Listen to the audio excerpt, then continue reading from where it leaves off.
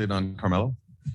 Yeah, Carmelo's out. Again, he's getting closer, but the back is still too tight to play. And, still day to day. We're hopeful he can be available on Wednesday. Where do you think that you've missed him? The number one was scoring, but I thought he's had a purity of his defensive effort, throughout the whole year that has been, good for our group. But definitely the floor spacing and, being able to put points on the board. Frank, what have you seen from Utah on tape the last couple of weeks and just the way that you might match up with them based on how you've seen playoff opponents and how they've kind of played this season? Well, the last few weeks, they haven't really had anybody in the lineup. They've been decimated by COVID. And, the last game against Denver was really the first time in a while that they've had their whole group together. And you saw what they're capable of. It's beat them by 23 points. The only guy out is Whiteside. And, if you look at the starting five that earned the number one seed last year, they're off to another great start this year. They got the number one offense in the league and, the number one shot blocker in the league, protecting the paint for them. So, they're the reason they've been very successful. They're very well coached, and we're gonna have to play well to beat them. Frank, LeBron tweeted last night an apology to Laker fans in wake of Magic Suite and the loss in Denver. I'm wondering what your reaction was when you saw that, and then has a similar message been shared in the locker room, or if not, what has his message been within the locker room?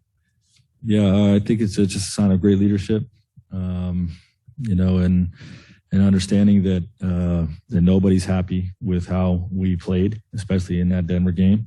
And, we're committed to being better. I mean, our guys are, definitely working. Our coaching staff is working around the clock, and our group is working to improve our habits and improve the quality of the play on the floor. So, we understand and respect all the Lakers legends not being happy with how we're playing, but nobody's more unhappy than we are. And, working very hard to correct it. Frank, has AD been reevaluated yet? He's going to see the doctors at the game tonight. Okay. And then I guess any new news on Kendrick at this point as well? Yeah, so Kendrick actually suffered a setback, not necessarily a setback, but the ramped up activity. His knee didn't respond well to it with the bone bruise. Bone bruises are tricky, and his timeline is delayed. We still don't have no firm timeline on it, but he's pulled back from his workload until it calms down. And one last one really quickly. After that game in Denver, both Russ and Dwight used the word effort to kind of, which I know I'm sure is a word that stings, particularly with the type of style that you want this team to play with. Did you agree with that assessment that this team right now, at least in that game, wasn't playing hard enough? And was that addressed, I guess, with the group? Yes, I do agree that we didn't play hard enough in that Denver game. I think our guys typically play hard, but there were too many possessions where there wasn't an extra effort made. And, to beat good teams in this league, to be the team that we want to be, we got to be a team that plays harder than our opponent every night. And, that wasn't there against Denver, and we've been challenged to be better tonight. Frank, when you watch video after games are over, what signs do you see that you guys can be a better defensive team?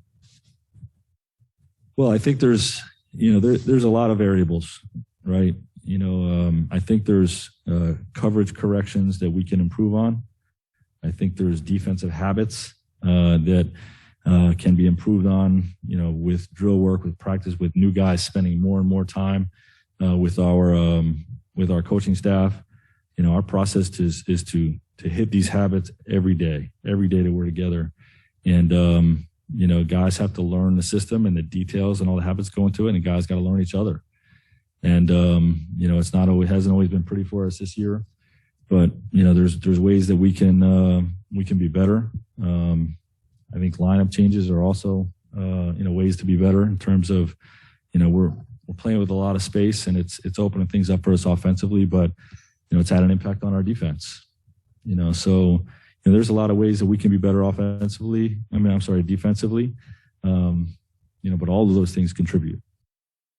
Frank, you described on Friday just a spirited film session, I think was your word. And then obviously, the game Saturday was not quite at the level you guys hoped. Once you kind of have that spirited session and a moment to kind of light a spark on the team, it doesn't really take in the next game. Like, what's sort of your next approach as a coach? I mean, is there something else that has to happen? You keep Hit him again. Down? So until these habits form, it doesn't happen overnight. You have an expectation to respond and you get disappointed with it. We got beat in an entirely different way than we did in the Sacramento game. Sacramento game, that the paint was wide open. We gave up 70 points in the paint. Denver shot the crap out of the ball. And Joker is a completely different creature in terms of how to slow him down. So it was a very different array of defensive breakdowns. But overall, we just have to continue to command maximum effort and bring clarity to all of our coverages. Was that this morning? Just to clarify. Yes. And to follow up, Utah's now even different than Denver, completely different. So, like a lot of the coverages from that Denver game don't even apply to tonight's game. It's a completely different plan. So, but we got to just, bring the effort and the habits. Coach, what was the determining factor in keeping Stanley? And then when you have a player like that, what do you tell him about the future? Because he's still up in the air in terms of long term. Well, we're in a phase right now where we have to keep as much flexibility with our roster as we can. And I believe that's all that's been communicated between Rob Pelinka and Stanley's agent. Somebody's alarm going off here. Sorry to touch your phone. But what I've seen in Stanley is he's one of our best defenders.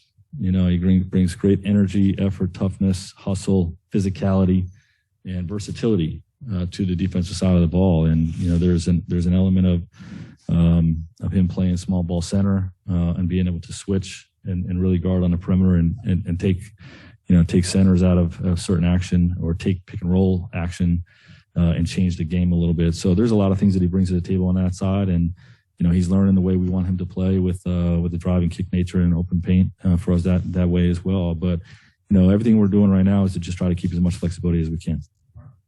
Hey, Frank, following up on what you're talking about with habits, what do you think big picture will be key in being able to sustain habits so you guys are out of that 1 or 2 game forward or 1 or 2 game back cycle? Yeah, we got to sustain the work. And we put in the work, every day. Like our coaching staff works tirelessly, okay, both in analyzing our post game and meeting with our players individually to show them ways that they have to be better, reinforce ways that they were great. And, they work tirelessly in putting together game plans. And the game plans, the margin for error is more slim. We got to be tight with all these coverages that go into it. And we know how to build an elite defense. Hasn't taken form quite yet with this group. But, the work is still being put in. And, when you work at something, you're going to improve. Hey, Frank, when you've seen a lack of effort in those, certain moments or certain games, what do you think that's a symptom of? And how do you get a team to snap out of that? Yeah, it's tough to identify. If it was easy, it would never happen. But I think there's just a lot of factors that go into it. When you have a new group that's learning each other and things aren't always perfect, sometimes, an opponent can take your will in certain games, with great ball movement or punishing the way you're trying to double team. And, it can be deflating, and I think sometimes that impacts your effort. It shouldn't, it can't. But, I think that's one of the ways. But, if we had a way of, understanding, where it was coming from, it wouldn't be happening. So when it happens, we try to evaluate and challenge our guys more. Frank, what's the experience been like to have the belief that you guys have all acknowledged that you have the belief in this group while also be working tirelessly to turn it around, but not seeing the results? Like for you personally, like as a coach, for you and your staff, like what's that been like? Not seeing the results wears on you. I will say that strongly. It's very difficult to put in, as much hours as we put in, to get our group playing at a super high level and to fall short. But you have to have a marathon approach, with, staying, with the mindset to continue to grow your group. It's not always going to happen overnight. You want it to, but you honor the work. Our process is really good. You know what I mean? And we prepare our guys as well as anybody, and we teach and coach hard, all the habits that we're talking about. So, you believe in what you do, and if you trust that process, the improvement will come. Did the loss to Denver sit differently than some of the other? You've had other lopsided losses. You've lost a couple games, in the 20s and whatnot. Did that one sit differently than some of the other losses you've had this year? It did. And why? And we got blown out. I mean, I just, I don't know. I mean, honestly, I don't know if it's that much different than all the other losses. We lose to Memphis, you're disappointed. You lose to Sacramento, you're very disappointed. Giving up 125, 130 points for a defensive, prideful coach, that's tough. So, none of these losses have been easy, but, we're keeping our group, staying together, continue to emphasize staying connected, believing in one another, and, continuing to honor the work. Last question will go to David Locke on Zoom. Frank, thank you very much. Over the last 10 games, you guys are the number one offensive team in the NBA. What has allowed that, and how much of this are pieces that you can use in the future? Yeah, that's it's sort of been the nature of our season. You move some pieces around and you find success in one area, but it creates holes in another area. And during that stretch, I believe we're one of the worst defensive teams as well. So, it's not about being the best offense or being the best defense. It's about winning as many games as you can and striking that balance. The way we've been playing with Bron at center and opening up the paint, which we still are implementing some of these principles with our centers in the game to try to open up the dunker and give that space. But I think that's been the biggest thing. And obviously, in a short sample size like that, strength of schedule always factors in as well. We played several poor defensive teams.